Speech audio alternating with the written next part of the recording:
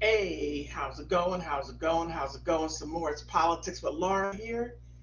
And there's a lot going on. We are, wait a minute, look at the stream. Okay. Make sure this, all right. It looks good. I'm sorry. I should have had that ready. Okay. Okay. Why is this sideways? All right. I'm sorry. Let me get this over here. Oh, my goodness. Oh, my goodness. Okay. Stick with me, stick with me, stick with me, stick with me, stick with me. Trump, Trump, Trump. Oh my goodness.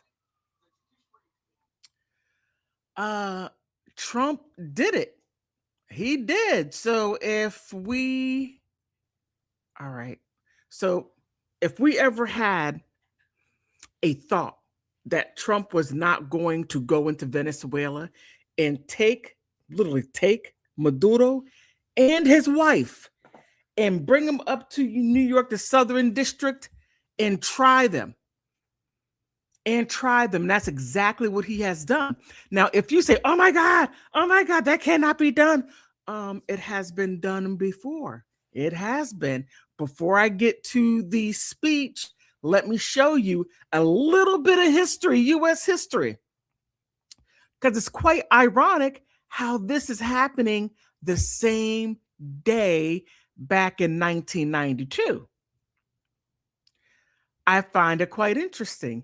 And there was, as they call a dictator. Now, whenever the US, just right here, happened back in 1990, 25 years ago, right here, January 3rd, 1990.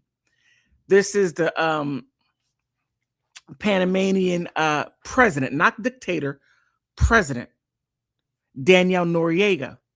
And they went out down there, and I remember this like it was yesterday, because that was right around my graduation. Oh man, I'm telling my age, but right around my graduation, and uh, and I remember all my friends, all these um recruiters coming to high schools and getting people to go and to sign up and for the military. And the people who weren't going to college went into the military. So, yeah. So, quite interesting. But this right here. Okay. Whoa, what is this? Okay, let me go ahead and get out of this. All right. So, let's hear Trump speak.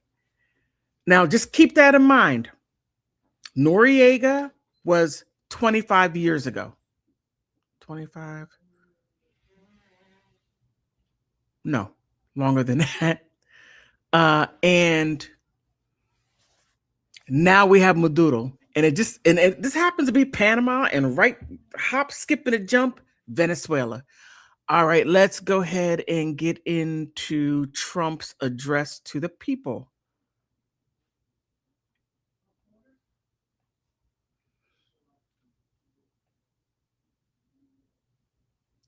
What happened? Okay, wait. We appreciate you being here.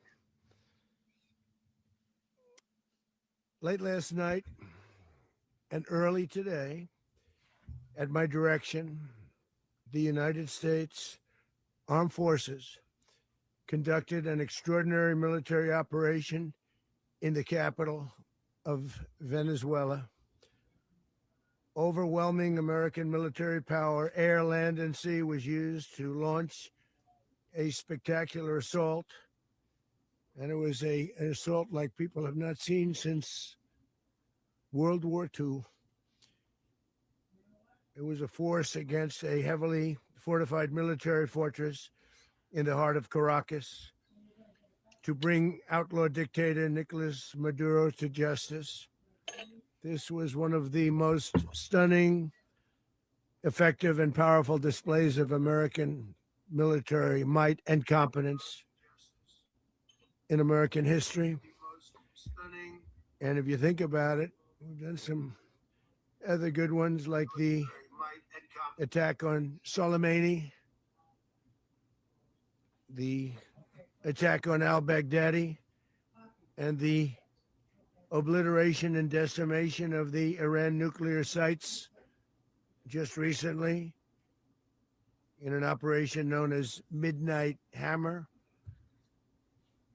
all perfectly executed and done.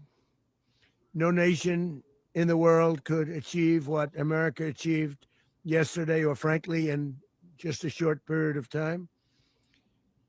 All Venezuelan military capacities were rendered powerless as the men and women of our military, working with U.S. law enforcement, successfully captured Maduro in the dead of night. It was dark. The lights of Caracas were largely turned off due to a certain expertise that we have. It was dark and it was deadly. But captured along with his wife, Celia Flores, both of whom now face American justice. Maduro and Flores have been indicted in the Southern District of New York. It's Jay Clayton, for their campaign of deadly narco-terrorism against the United States and its citizens. I want to thank the men and women of our military who achieved such an extraordinary success overnight with breathtaking speed, power, precision, and competence. You rarely see anything like it. You've seen some raids in this country that didn't go so well. They were an embarrassment. If you look back to Afghanistan, or if you look back to the Jimmy Carter days, they were different days. We're a respected country again, like never before. These highly trained warriors operating in collaboration with U.S. law enforcement caught them in a very ready position. They were waiting for us. They knew we had many ships out in the sea, just sort of waiting. They knew we were coming. So they were in a ready, what's called a ready position, but they were completely overwhelmed and very quickly incapacitated. If you would have seen what I saw last night, you would have been very impressed. I'm not sure that you'll ever get to see it, but it was an incredible thing to see. Not a single American service member was killed, and not a single piece of American equipment was lost. We had many helicopters, many planes, many people involved in that fight.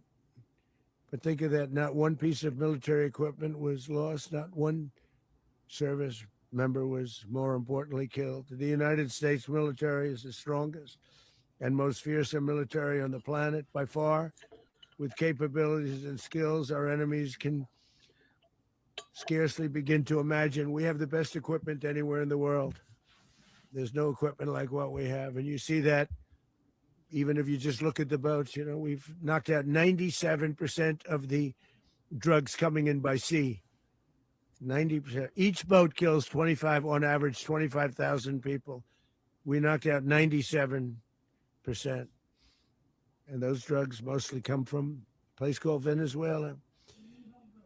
We're going to run the country until such time as we can do a safe, proper, and judicious transition. So we don't want to be involved with having somebody else get in, and we have the same situation that we had for the last long period of years. So we are going to run the country until such time as we can do a safe, proper, and judicious transition. And it has to be judicious, because that's what we're all about. We want peace, liberty, and justice for the great people of Venezuela, and that includes many from Venezuela that are now living in the United States and want to go back to their country. It's their homeland. We can't take a chance that somebody else takes over Venezuela that doesn't have the good of the Venezuelan people in mind. We've had decades of that. We're not going to let that happen. We're there now, and what people don't understand, but they understand as I say this, we're there now, but we're going to stay until such time as the proper transition can take place. So we're going to stay until such time as we're going to run it essentially until such time as a proper transition can take place. As everyone knows, the oil business in Venezuela has been a bust, a total bust for a long period of time. They were pumping almost nothing by comparison to what they could have been pumping and what could have taken place. We're going to have our very large United States oil companies, the biggest anywhere in the world, go in, spend billions of dollars, fix the badly broken infrastructure, the oil infrastructure, and start making money for the country. And we are ready to stage a second and much larger attack if we need to do so. So we were prepared to do a second wave if we needed to do so. We actually assumed that a second wave would be necessary, but now it's probably not. The first wave, if you'd like to call it that, the first attack was so successful, we probably don't have to do a second, but we're prepared to do a second wave, a much bigger wave, actually. This was pinpoint, but we have a much bigger wave that probably won't have to do. This partnership of Venezuela with the United States of America, a country that everybody wants to be involved with because of what we were able to do and accomplish, will make the people of Venezuela rich, independent, and safe. And it will also make the many, many people from Venezuela that are living in the United States extremely happy. They suffered. They suffered. So much was taken from them. They're not going to suffer anymore. The illegitimate dictator Maduro was the kingpin of a vast criminal network responsible for trafficking colossal amounts of deadly and illicit drugs into the United States. As alleged in the indictment, he personally oversaw the vicious cartel known as Cartel de las Solas, which flooded our nation with lethal poison, responsible for the deaths of countless Americans, many, many Americans, hundreds of thousands over the years of Americans died because of him. Maduro and his wife will soon face the full might of American justice and stand trial on American soil. Right now, they're on a ship. They'll be heading to ultimately New York, and then a decision will be made, I assume, between New York and Miami or Florida. But we have people where the overwhelming evidence of their crimes will be presented in a court of law. And I've seen it. I've seen what we have. It's both horrible and breathtaking that something like this could have been allowed to take place. For many years after his term as president of Venezuela expired, Maduro remained in power and waged a ceaseless campaign of violence, terror, and subversion against the United States of America, threatening not only our people, but the stability of the entire region. And you all saw it. In addition to trafficking gigantic amounts of illegal drugs that inflicted untold suffering and human destruction all over the country, all over in particular the United States, Maduro sent savage and murderous gangs, including the bloodthirsty prison gang, Tren de Aragua, to terrorize American communities nationwide. And he did indeed. They were in Colorado. They took over apartment complexes. They cut the fingers off people if they call police. They were brutal, but they're not so brutal now. And I just have to congratulate our military, Pete, and everybody, and our National Guard, because the job that they've done, whether it's in Washington, D.C., where we have a totally safe city, where it was one of the most unsafe cities anywhere in the world, frankly, and now we have no crime in Washington, D.C. We haven't had a killing. We had the terrorist attack a few weeks ago. A little bit of a different kind of a a threat, but we haven't had a killing in a long period of time, 6, 7 months. We used to have two, on average, two a week in Washington, our capital. We don't have that anymore. The restaurants are opening. Everyone's happy. They're going, they're walking their daughters, they're walking their children, their wives. They walk to restaurants. Restaurants are opening all over Washington, D.C. So I want to thank the National Guard. I want to thank our military. And I want to thank law enforcement. It's been amazing. And they should do it with more cities. We're doing it, as you know, and we're doing it in Memphis, Tennessee right now. And crime is down. We've just sort of started a few weeks ago, but crime is down now 77%. And the governor of Louisiana called, great person, and he wanted us to help him, as you know, in a certain very nice part of Louisiana, and we have done that. And it was a rough section, and we have crime down. I understand it's down to almost nothing already after 2.5 weeks. New Orleans, it's down to almost nothing, and we've only been there for 2.5 weeks. Can't imagine why governors wouldn't want us to help. We also helped, as you know, in Chicago, and crime went down a little bit there. We did a very small help because we had no working ability with the governor. The governor was a disaster, and the mayor was a disaster. But it knocked down crime. But we're pulling out of there when they need us. We'll know. You'll know. You'll be writing about it. And likewise, Los Angeles, where we saved Los Angeles early on, where the head of the police department made a statement that if the federal government didn't come in, we would have lost Los Angeles. That's long after the fires. That's when they had the riots in Los Angeles. We did a great job. Got no credit for it whatsoever, but that's okay. It doesn't matter. We don't need the credit. But we'll be pulling out when they need us. They'll call, or we'll go back if we have to. We'll go back. But we did a great job in various cities.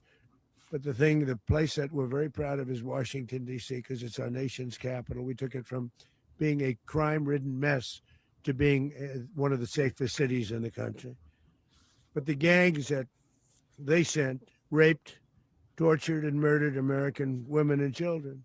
They were in all of the cities I mentioned, Tren de Aragua. And they were sent by Maduro to terrorize our people. And now Maduro will never again be able to threaten an American citizen or anybody from Venezuela. There will no longer be threats. For years, I've highlighted the stories of those innocent Americans whose lives were so heartlessly robbed by this Venezuelan terrorist organization. Really one of the worst. One of the worst, they say the worst. Americans like 12-year-old Jocelyn Nungari from Houston. Beautiful Jocelyn Nungari, what happened to her? They, as you know, they kidnapped, assaulted, and murdered by Tren de Aragua animals. They murdered Jocelyn and left her dead under the bridge. There was a bridge that will never be the same to so many people after seeing what happened. As I've said many times, the Maduro regime emptied out their prisons, sent their worst and most violent monsters into the United States to steal American lives. And they came from mental institutions and insane asylums. They came from prisons and jails. The reason I say both, they sound similar. Actually, prisons, a little bit more hostile, a little bit tougher.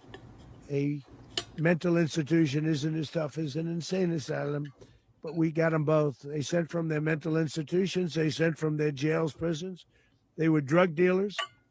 They were drug kingpins. They sent everybody bad into the United States, but no longer. And we have now a border where nobody gets through. In addition, Venezuela unilaterally seized and stole American oil, American assets, and American platforms, costing us billions and billions of dollars. They did this a while ago, but we never had a president that did anything about it. They took all of our property. It was our property. We built it. And we never had a president that decided to do anything about it. Instead, they fought wars that were 10,000 miles away. We built Venezuela oil industry with American talent, drive, and skill, and the socialist regime stole it from us during those previous administrations, and they stole it through force. This constituted one of the largest thefts of American property in the history of our country. Considered the largest theft of property in the history of our country. Massive oil infrastructure was taken like we were babies, so we didn't do anything about it. I would have done something about it. America will never allow foreign powers to rob our people or drive us back into and out of our own hemisphere. That's what they did. Furthermore, under the now deposed dictator Maduro, Venezuela was increasingly hosting foreign adversaries in our region and acquiring menacing offensive weapons that could threaten U.S. interests and lives. And they used those weapons last night. Potentially in league with the cartels operating along our border. All of these actions were in gross violation of the core principles of American foreign policy, dating back more than 2 centuries. And not anymore. All the way back, it dated to the Monroe Doctrines. And the Monroe Doctrine is a big deal, but we've superseded it by a lot, by a real lot. They now call it the Monroe Document. I don't know. It's Monroe Doctrine. We sort of forgot about it. It was very important, but we forgot about it. We don't forget about it anymore. Under our new national security strategy, American dominance in the Western Hemisphere will never be questioned again. Won't happen. So just in concluding, for decades, other administrations have neglected or even contributed to these growing security threats in the Western Hemisphere. Under the Trump administration, we are reasserting American power in a very powerful way in our home region. And our home region is very different than it was just a short while ago. The future will be, and we did this in my first term.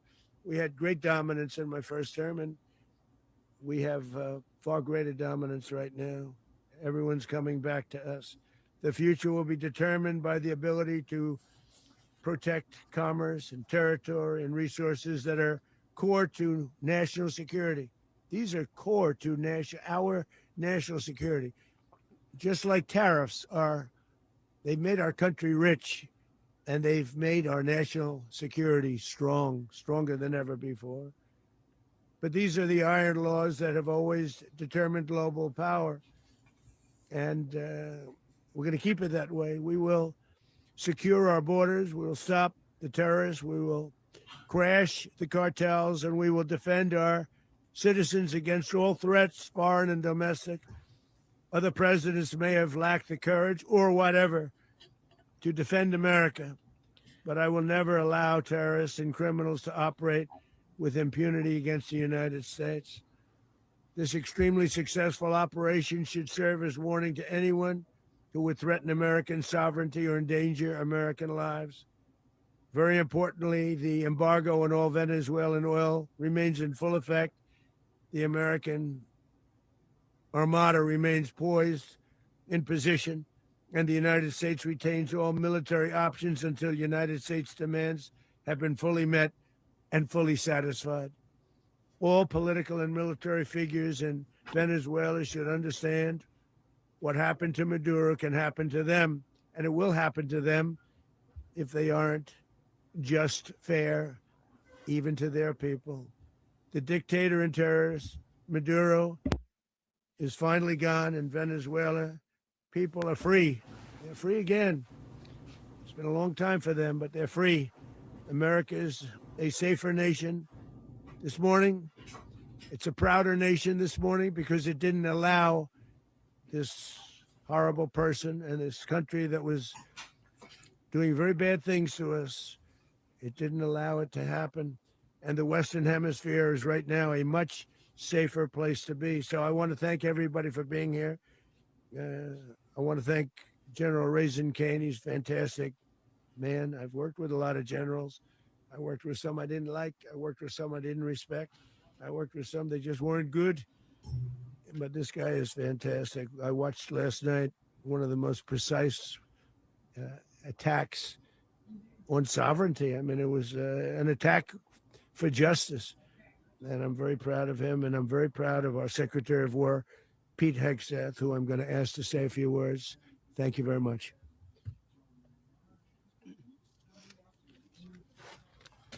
Well, thank you, Mr. President. Finally, a commander in chief the world respects and the American people deserve. And as the president said, words can barely capture the bravery and the power and the precision of this historic operation. A massive joint military and law enforcement raid flawlessly executed by the greatest Americans our country has to offer. American warriors are second to none, the best in the world and the best of our country. What all of us witnessed last night was sheer guts and grit, gallantry, and glory of the American warrior. I'm simply humbled by such men. And I tip my hat to our chairman, Dan Raisin Kane, and all those Americans who stood watch last night. Our warriors are the elite of America. And again, President Trump has your back. No other country on planet Earth, and it's not even close, could pull this kind of operation off. And no other president has ever shown this kind of leadership, courage, and resolve, the most powerful combination the world has ever seen. As the president said, our adversaries remain on notice. America can project our will anywhere, anytime.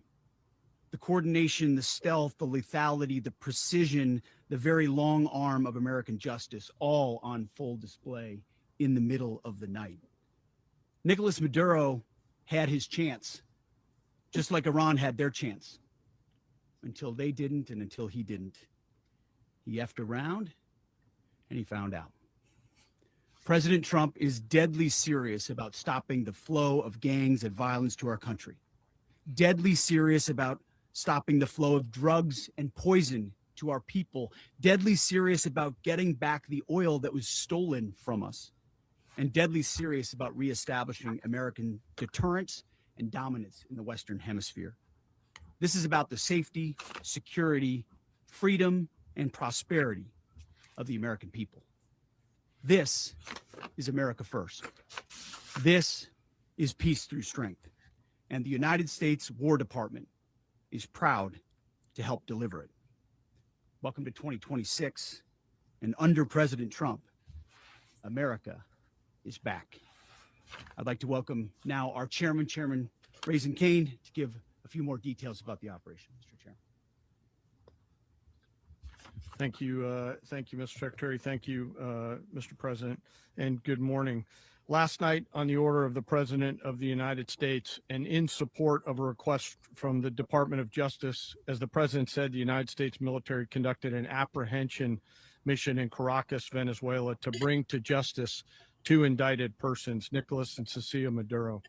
This operation, known as Operation Absolute Resolve, was discreet, precise, and conducted during the darkest hours of January 2nd and was the culmination of months of planning and rehearsal, an operation that, frankly, only the United States military could undertake. What I'd like to do this morning is talk to you through some of the preparation and the details without compromising any of our tactics, techniques, and procedures. There is always a chance that we'll be tasked to do this type of mission again. Our interagency work began months ago and built on decades of experience of integrating complex air, ground, space, and maritime operations. While the past 2 decades have honed the skills of our special operations forces, this particular mission required every component of our joint force, with soldiers, sailors, airmen, Marines, and Guardians working in unison with our intelligence agency partners and law enforcement teammates in an unprecedented operation. We leveraged our unmatched intelligence capabilities and our years of experience in hunting terrorists, and we could not have done this mission without the incredible work by various intelligence agencies, including the CIA, NSA, and NGA. We watched, we waited, we prepared, we remained patient and professional.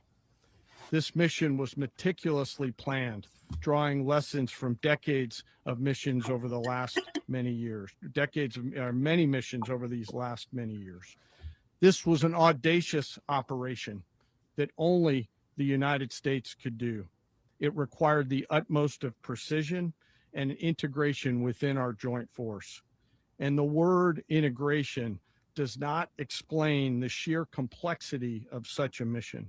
An extraction so precise, it involved more than 150 aircraft launching across the Western Hemisphere in close coordination, all coming together in time and place to layer effects for a single purpose: to get an interdiction force into downtown Caracas while maintaining the element of tactical surprise.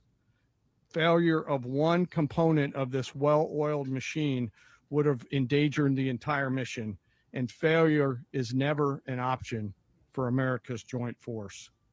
Those in the air over Caracas last night were willing to give their lives for those on the ground and in the helicopters.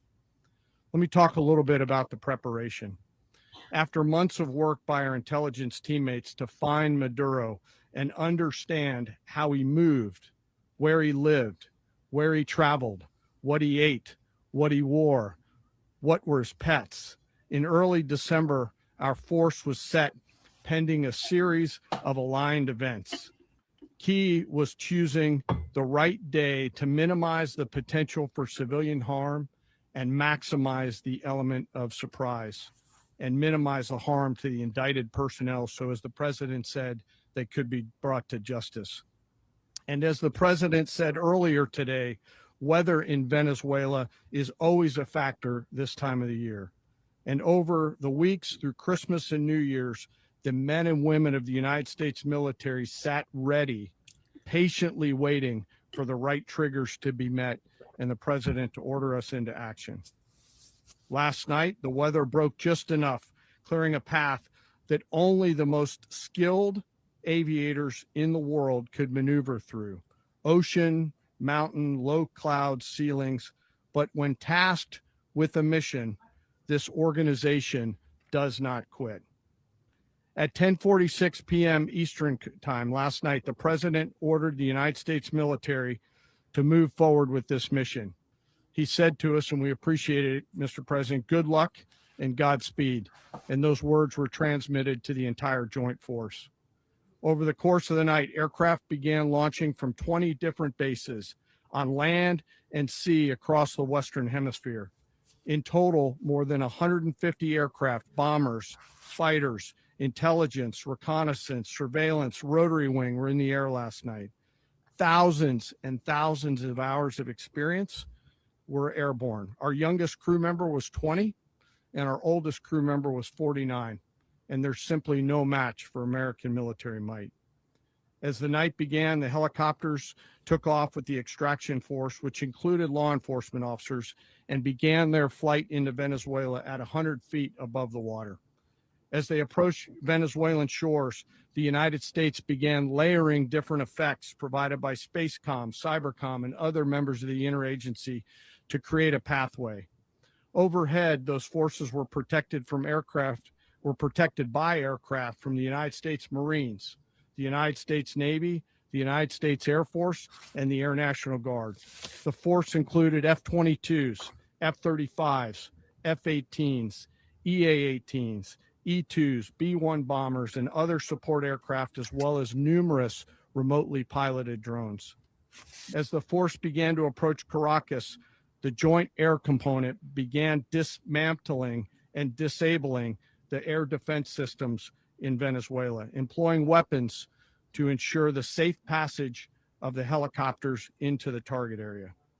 The goal of our air component is, was, and always will be to protect the helicopters and the ground force and get them to the target and get them home. As the force crossed the last point of high terrain where they'd been hiding in the clutter, we assessed that we had maintained totally the element of surprise. As the helicopter force ingressed towards the objective at low level, we arrived at Maduro's compound at 1:01 a.m. Eastern Standard Time, or 2:01 a.m. Caracas local time, and the apprehension force descended into Maduro's compound and moved with speed, precision, and discipline towards their objective, and isolated the area to ensure the safety and security of the ground force while apprehending the indicted persons.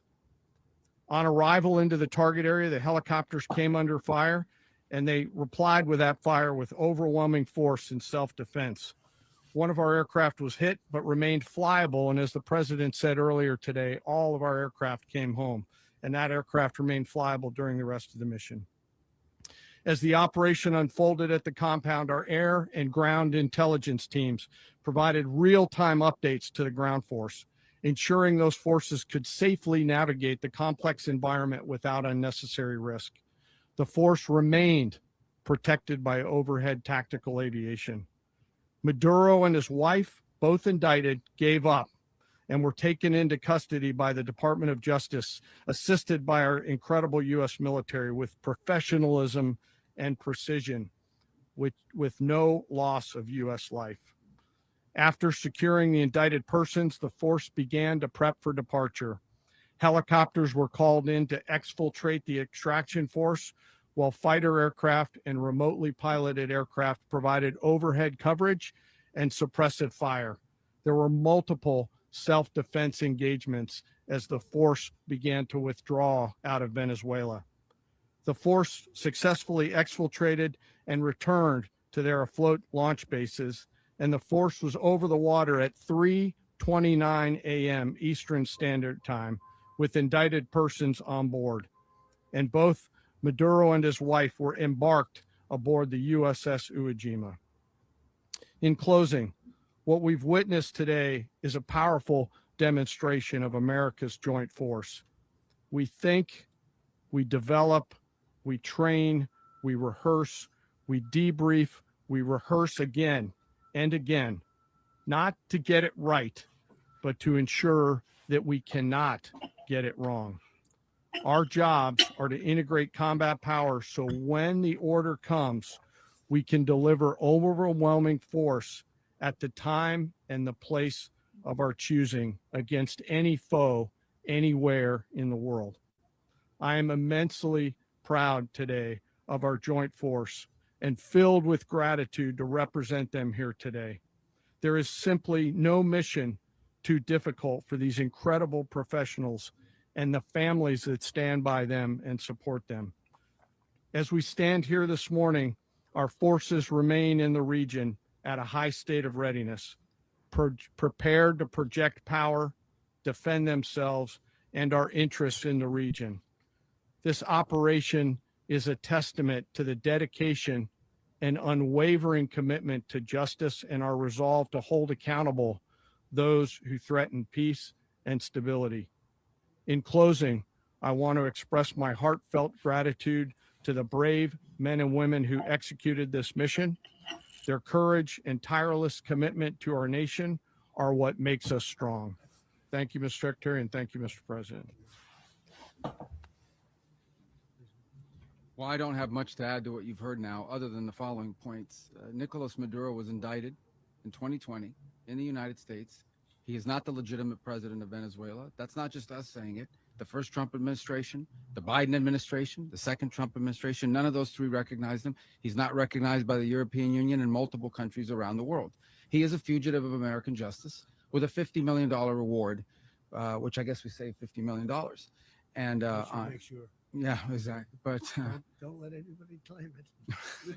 Nobody deserves it but us. But I want to be clear about one thing. Nicolas Maduro had multiple opportunities to avoid this. He was provided multiple very, very, very generous offers.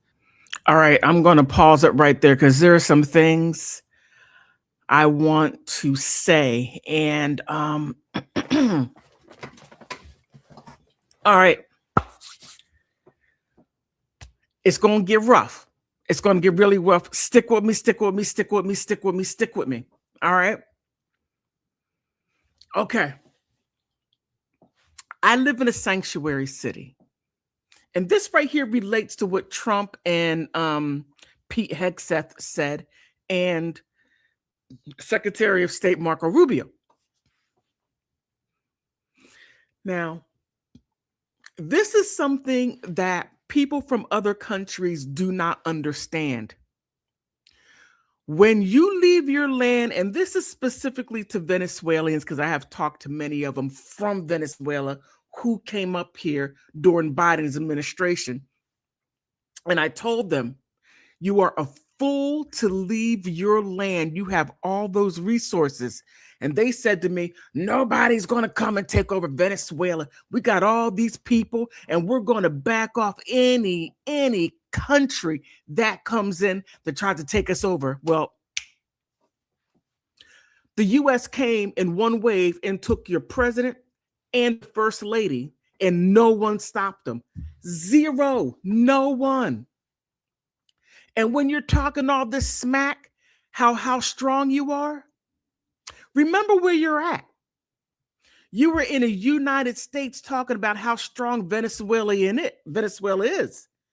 How strong can it be if its people keep on fleeing? Now, President Trump is running your country. I'll say it again. He is running your country. He took your president out. The people that voted for him, voted for him. Trump came in and took him out, brought him up here, and he's going to try him for crimes, rug trafficking. What else did he? Did I write it down? Rug trafficking. Called him a dictator. I didn't write it down. But he did that.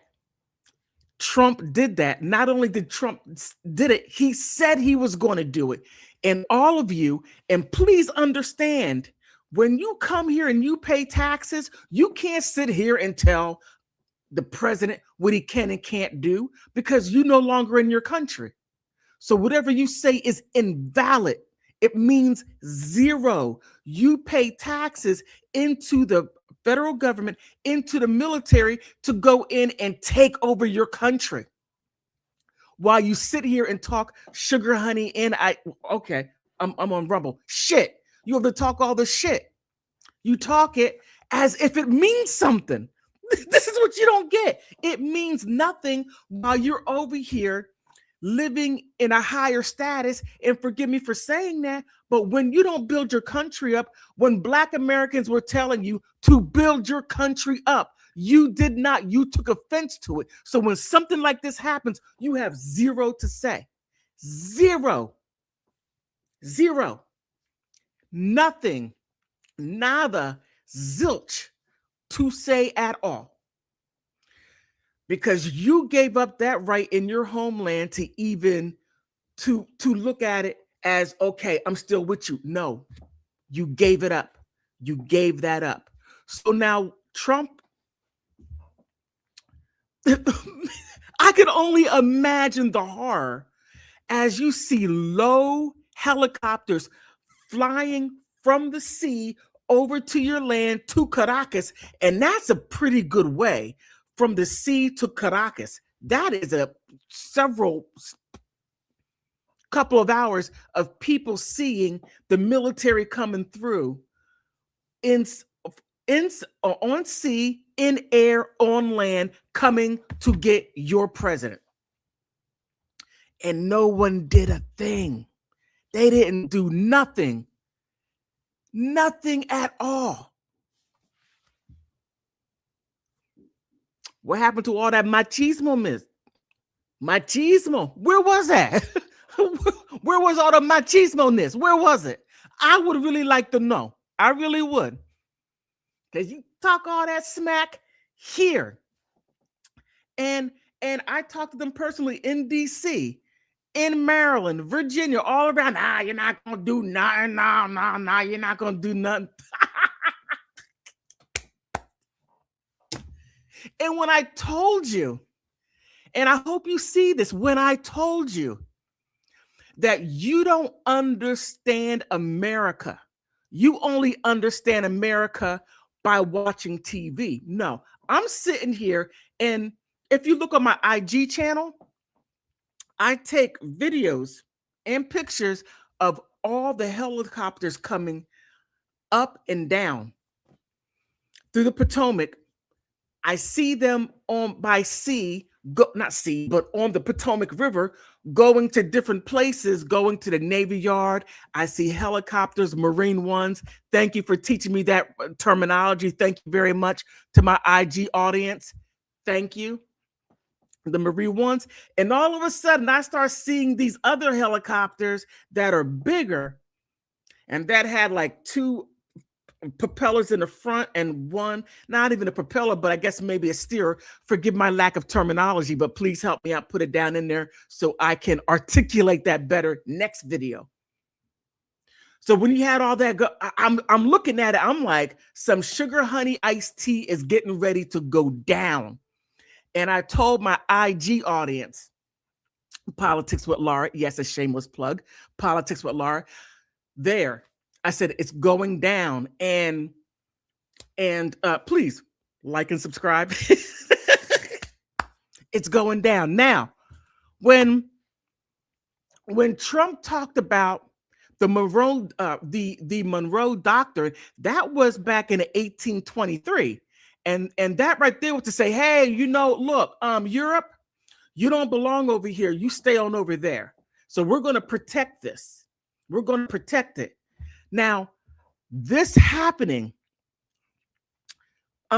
understand the writing on the wall. Please understand it. Many things are going to change. And forgive me for saying this, but if I don't say it, then I would be remiss to say it.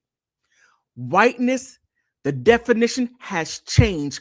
Groups will be taken out, most definitely. And the first ones to go, Latinos. You're the number ones to go because you are of Spain. Okay? I'm just putting that out there. Now, what was interesting was this did not happen. This happened before. This happened to Manuel Noriega down there in Panama, citing the same thing. Oh, he didn't, he kept the drugs passing through. Do you know how many drug addicts are in this country? There are more drug addicts than there are employees, okay?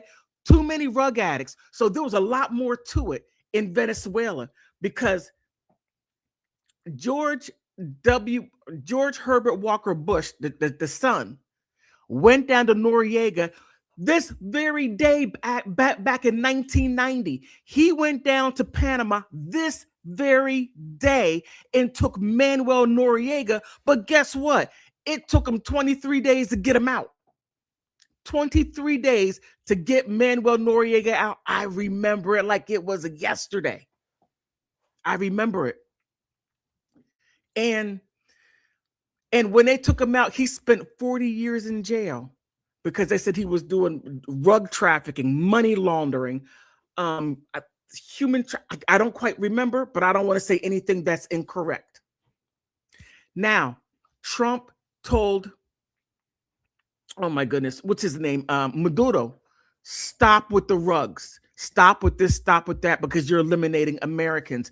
When Joe Biden opened up the border to any and everyone and their grandma with the orthopedic shoes came through unvetted.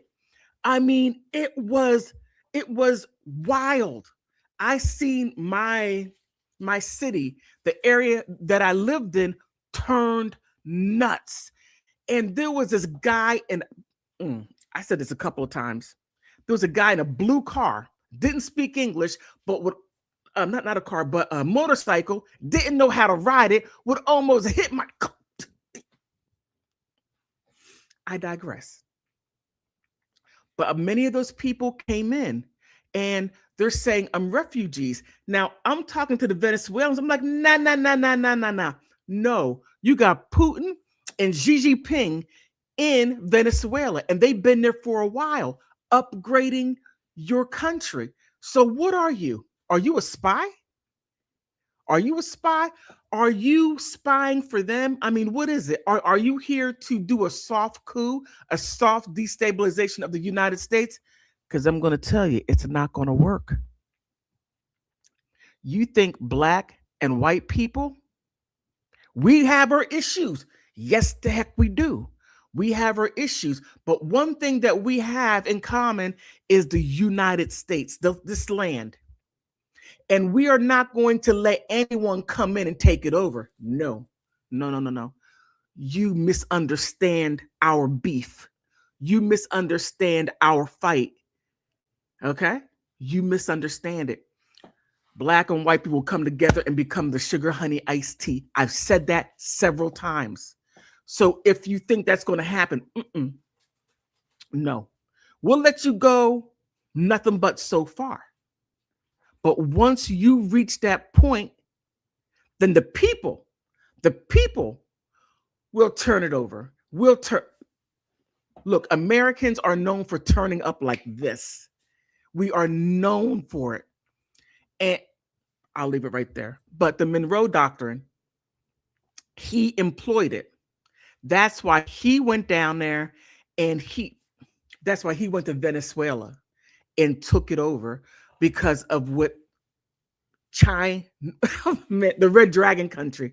I got to be careful because I'm on live streaming from Rumble to where I can say anything, and YouTube to where I got to be, I got to keep up with the liberals are throwing out there. So please forgive me. But the Red Dragon country, or Xi Jinping, he's like, no, that is not going to happen. Now, even though that Xi Jinping is not a European country, but still over here in the Western Hemisphere, that's why he went in there and did what he did. Now, you may disagree with, you may say, oh, look, wait a minute. Is it only because white people are dying and they have all these rug overdoses? Is that the reason why? Because if they were black, they put them in jail. But no, black people get jail, but the white people get rehab. Okay, that right there is beside the point. If I did not mention that, I would not be truthful. So that right there. Now, he called him a vicious dictator. Him being a vicious dictator, that's not right there's not for me to say, but there were some Venezuelans who said he is a vicious dictator. He's a dictator. He keeps us from eating. Maduro did all these things. And I'm like, ooh, okay. All right. I believe you. I'm not there. I believe what you say. Now, also, what I found interesting was when Trump went in there, he took the wife too. He's the president. What does the wife has nothing to do with how he runs Venezuela? I thought that was interesting. I'm like, wait a minute. Right there is like a foreign nation coming in, taking President Trump out of the White House, and then taking Melania Trump. She wasn't elected for anything. He was. So why? So why is, what's her name? Cecilia? Forgive me, Mrs. Flores Maduro. Why was she arrested? It doesn't make any sense. For me, it doesn't. It doesn't. And I'm trying to be fair across the board, right? Now, Trump also said that Los Angeles was overburdened by the large number of immigrants that came in here through Joe Biden. And I'm going to keep on referencing that point because mind-boggling, 30 million people came to this country in a 3.5-4 year period. Wow. That many people. And like I say, I talk to people. I can't get them on camera. They won't get on camera. I don't even want to just their feet or just for people to hear their voice. But they're like, oh, but we're coming to take over America. That might be your dream. And you may do it by coming here, immigrating here. But that right there has been reversed. Immigrating here, having children, and then bring your parents, your cousins, the people down a block, bring everybody here. Now, when you do that, Just understand this, because when you leave something, you leave a hole. You left your land to come over here to try to take something over. How you going to take it over if you have no track record? If you have no track record of running anything, if you have no track record of building anything, and I'm not only talking about the government, I'm talking about the people. The people make the government. So if you think you're going to come from where you come from and you have no track record of building up your government to make it viable, and you think you're going to come over here to a viable country that has a viable country, a government, because the people are viable, nah, it doesn't work like that. It doesn't work like that.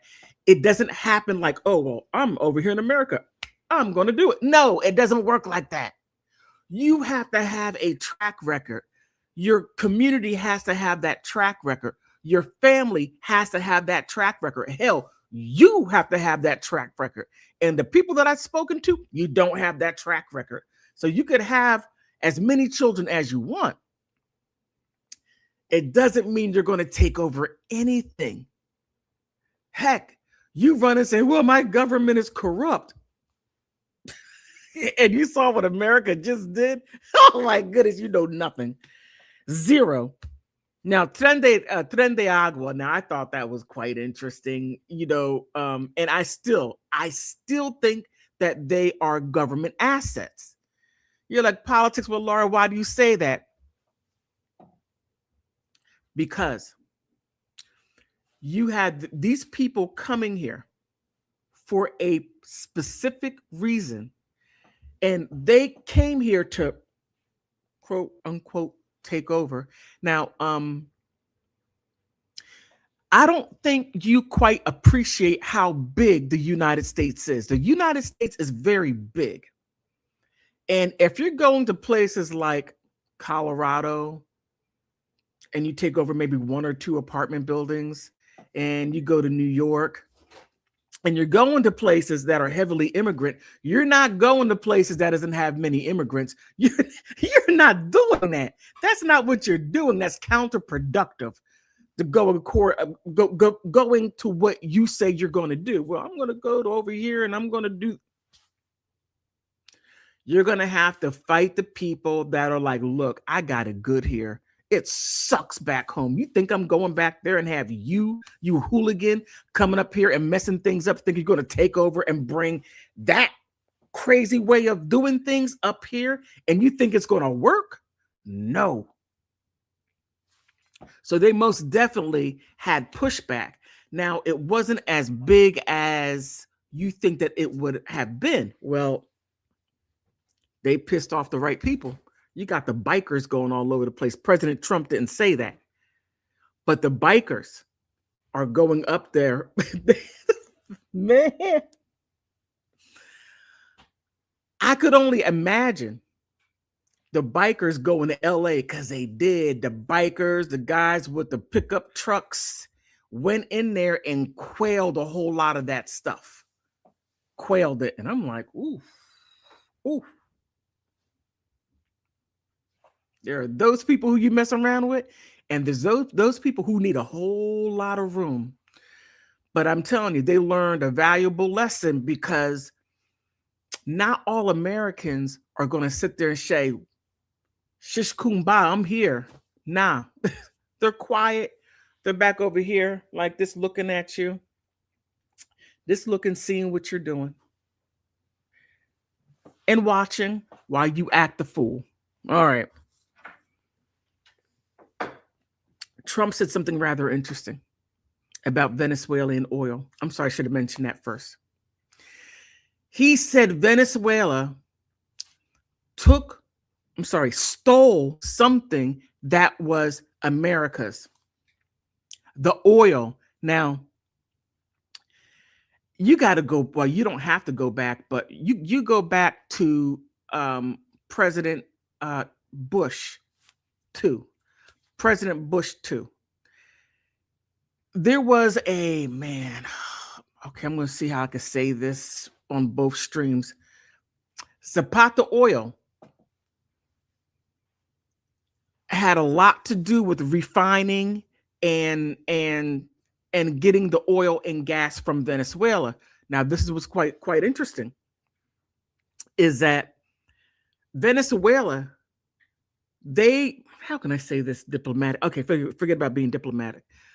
Venezuela, they do not have the people to do this. And this is the problem, going back to people leaving. When you leave your country, you leave, and you don't go back and build an infrastructure. Yes, Sabata Oil went in there and did all the refining, getting the oil, everything that needed to be done. And then Maduro, was it Maduro or the other president? Because such as Hugo Chavez passed about 30 years ago, 25 years ago.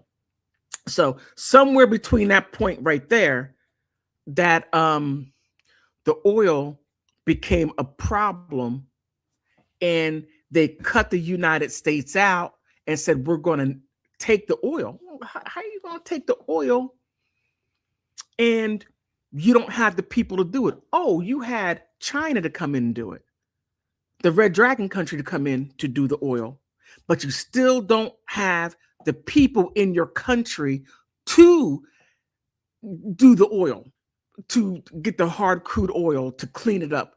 You don't have anybody building those infrastructures. You don't have anybody doing that there because people are too busy running to get away. People that ran away, this is on your soul. You did that. Their blood is on your hands. The people that died in Venezuela, their blood is on your hands. I'm not laughing. That's for another video. But that was what was basically everything was about, going down there into Venezuela, taking it over, and America running it. Now you're going to see a lot of problems. But Pete Hegseth said he wanted to stop the flow of rugs. Again, I think there's more to it than that, because there are way too many people that love rugs up here. The different levels of it. And it's interesting that President Trump is recategorizing some rugs. Please, you know what I mean? Add a D and you got it. I could say it on Rumble, but YouTube is a bit different. A bit different. So they sent the soldiers, sailors, airmen, and international guards. Now, I find that quite interesting, the international guards, because when I was talking to somebody, I ignorantly said, oh, we have national guards. We don't have international guards. No, we don't. The guy looked at me and said, you're stupid. I take that criticism. For my lack of knowledge. But that is what occurred. And it's interesting that this right here happened back in 1990, January 3rd. Very interesting. And there's a lot of connections, which I got to go back and start reading up on some stuff to do a follow-up video and compare and contrast, or shall I just simply say compare what was done. But if you, let me go ahead and bring the link down. Oh, I meant to do that. If you want to come up and give your 2 cents, please do so. If you want to come on up and give your 2 cents, you can do so. Let me see. Let me put this down on Rumble. You just simply, okay, I did not mean to do that.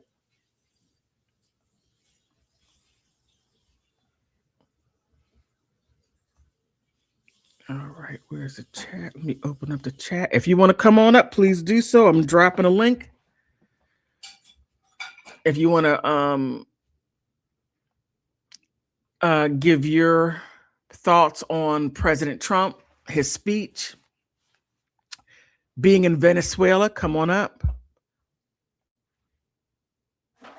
and taking the president and the first lady out of Venezuela and bring them up here to New York. And they're on their way up, heavily guarded, on their way up to charge them for rug trafficking.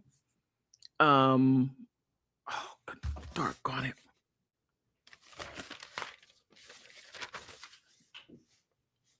Oh man, I didn't write that down, but that's one. If you want to come on up to correct me on the other charges. Now, let me say this real quick. Now, let's take a look real quick back at Manuel Noriega, because there is a lot there. There is a lot there. Where's it at? Uh-oh.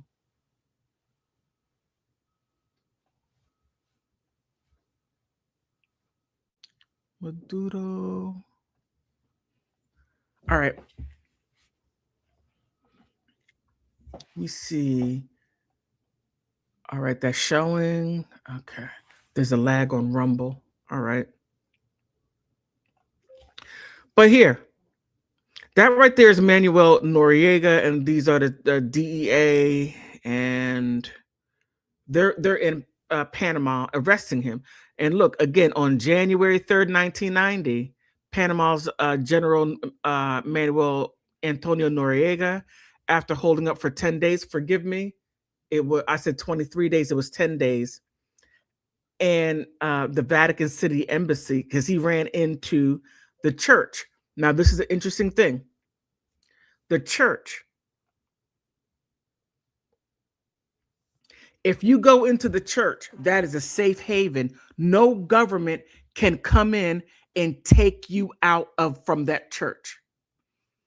Now, some people, if my information is correct, they were blasting rock music and I believe some Barry Manilow music that forced him out. Now, okay, I'm going to get in later to the rock music and why that's important. It's very interesting. But on July 10th, 1992, the former dictator was convicted of rug trafficking, money laundering, and racketeering, and sentenced to 40 years in prison. Now, keep in mind, this right here is something that is lost. Where's it at? Lost in translation. He is in his sovereign country. The United States, a sovereign country, walked over. Hey, I don't like what you're doing. You are rug trafficking. Okay? You're money laundering. You're doing these things, and we do not like it. Now, whether if you think that's appropriate or not for another country to come in and dictate what another country should do, no, that's up to the world court to do. That's why we have The Hague to do it. If you don't like it, go like, look, United States should go to the world court and say, this is what's going on, and it's adversely affecting my people. So you got to do something about it, world court. No, that's not what he did. He just went in there. George H.W. Bush went in there and took him out. Let me. Okay, let me try it like this.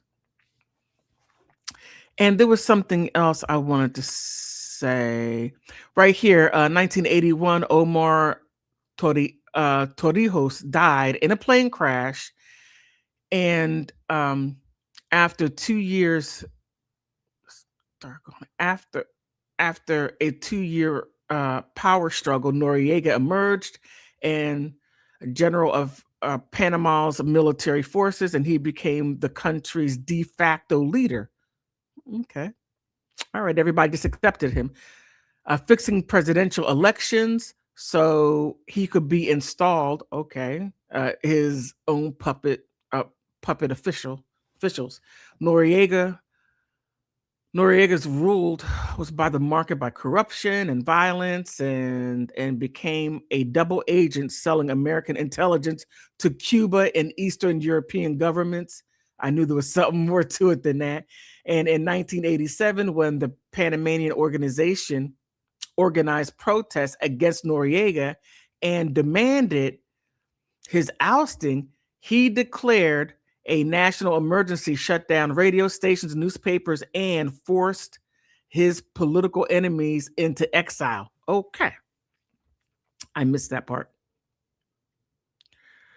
The year the United States cut off the aid to Panama and tried to get Noriega to resign in 1988, and the U.S. began considering to use military action to put an end to the rug trafficking, Noriega voided the May 1989 presidential election, which included a U.S.-backed candidate.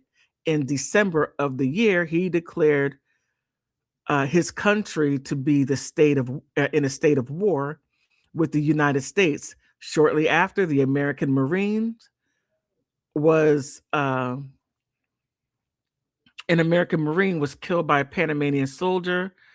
President George H.W. Bush authorized Operation Just Cause, and on December 20th, 1989, 13,000 U.S. troops were sent to occupy Panama City, along with 12,000 already there to seize Noriega during the invasion. 23 U.S. troops were killed, and another 300 were wounded. Approximately 450 Panamanian troops were killed. Estimate for a number of civilians who died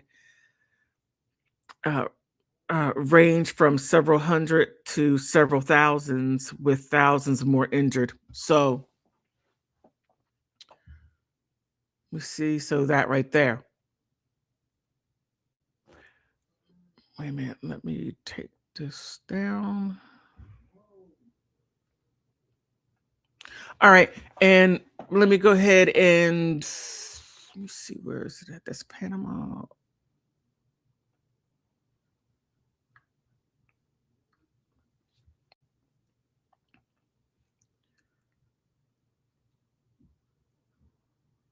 Okay, sorry about that. I got all these little things up, these little tabs, and I'm trying to keep up with them.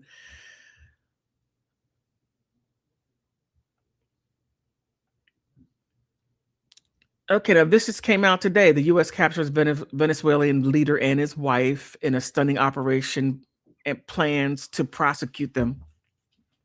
I'm still trying to figure out, what does his wife have anything to do with this, right?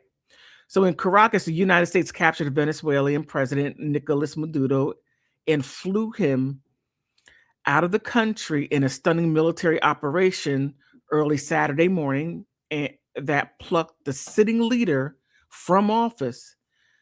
The culmination of months of escalating Trump's administration pressure on the oil-rich South American nation.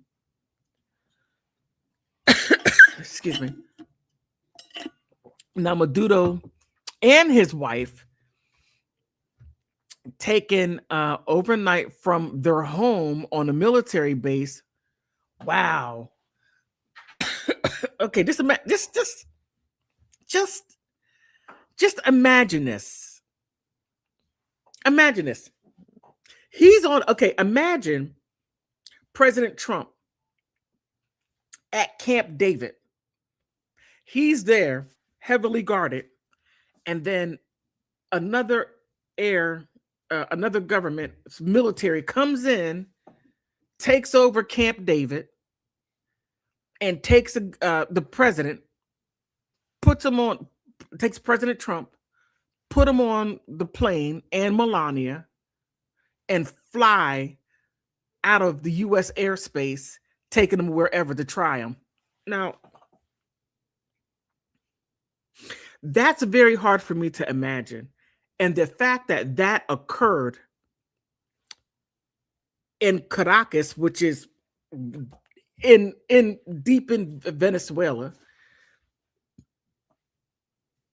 I'm just, how? But I don't know. I don't know. I don't know.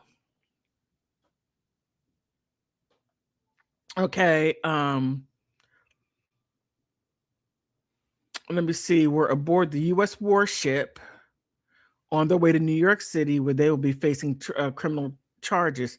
Now, let's get to where the charges. Where is it at? All right, they're over there talking about Manuel Noriega, and I showed you that information back from 1990, so they're just sort of revisiting it. But Maduro and other Venezuelan officials were indicted in 2019 on narco-terrorism conspiracy charged, but the Justice Department released new indictments on Saturday on Maduro and his wife, Celia Flores, accusing them of a role of narco-terrorism conspiracy. Very interesting. I got to look deeper into that. And let me see, where's that? Matter of fact, let me go ahead and bring up the one that I got from Venezuela. Yes, I got original documentation from that country. Those of you who follow me know me. You know I'm going to bring it right on up. Okay. Now this right here is El Carabon Carababeño. I don't know what that means, but this was translated, okay? So they're saying this right here is from Venezuela, okay? The news, Greater Valencia. Okay, that means nothing, but international news. Here, the wife and Maduro. And Nicolas Maduro has been charged with 4 main offenses, and Celia Flores, for her part, is listed as a co-defendant in the case. The U.S. Attorney General Pamela Bondi confirmed that Nicolas Maduro and his wife Celia Flores has been formally indicted in the Southern District of New York following their capture in the military operation. Now, I find this interesting right here. Okay, right here, I find it interesting. Why are they charging them in federal court? That should be within the military, shouldn't it? I mean, I find this interesting.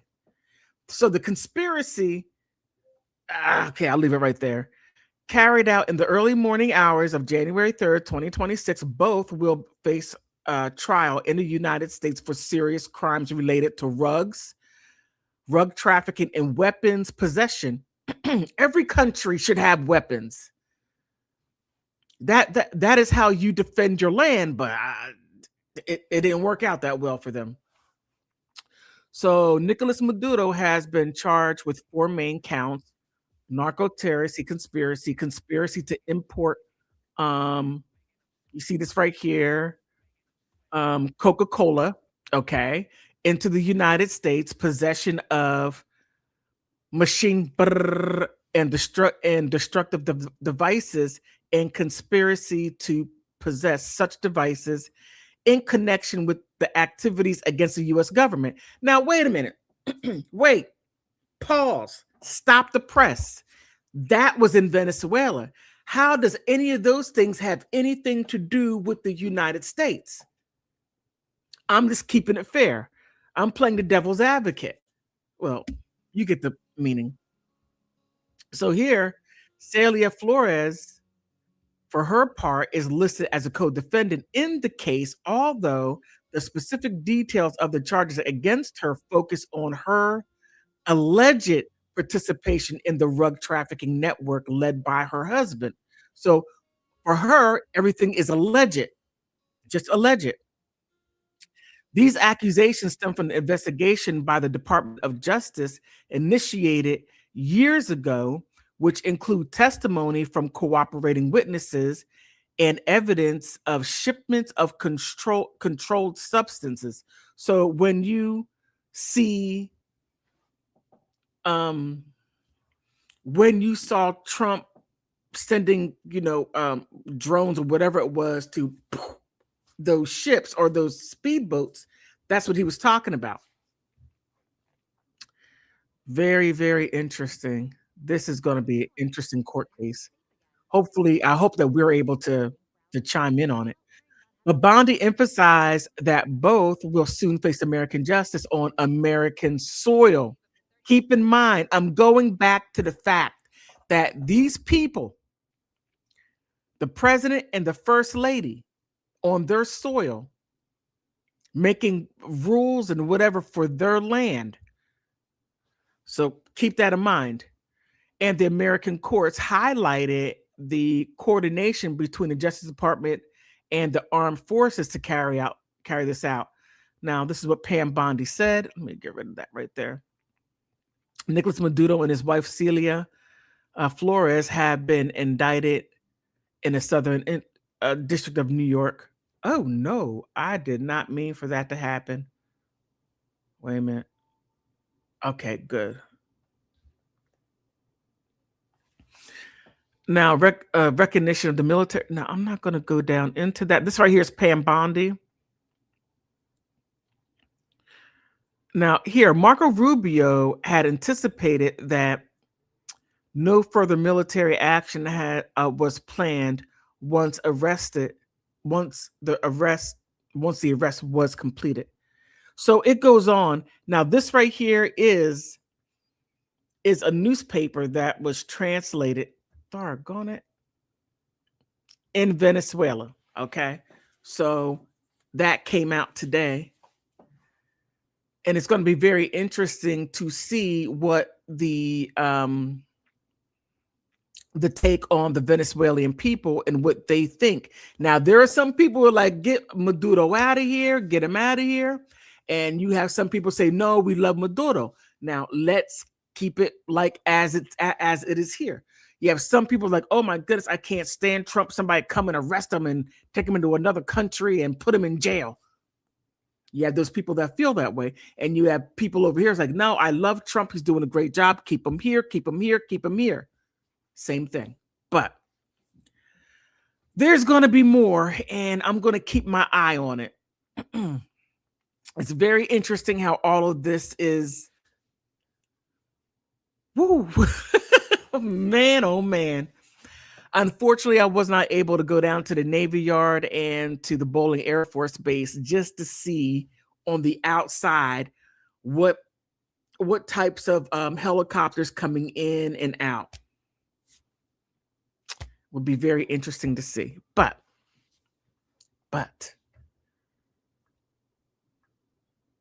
on that note, I do want to thank you for stopping by. Please like, subscribe, come to my Instagram channel, Politics with Laura. Please come to Rumble. Please come over, like, and subscribe and leave a message. Please do that. I need all the help I can get. And go to my YouTube channel and do the same thing. Help me. Help my numbers go up. On that note, I want to thank you for stopping by.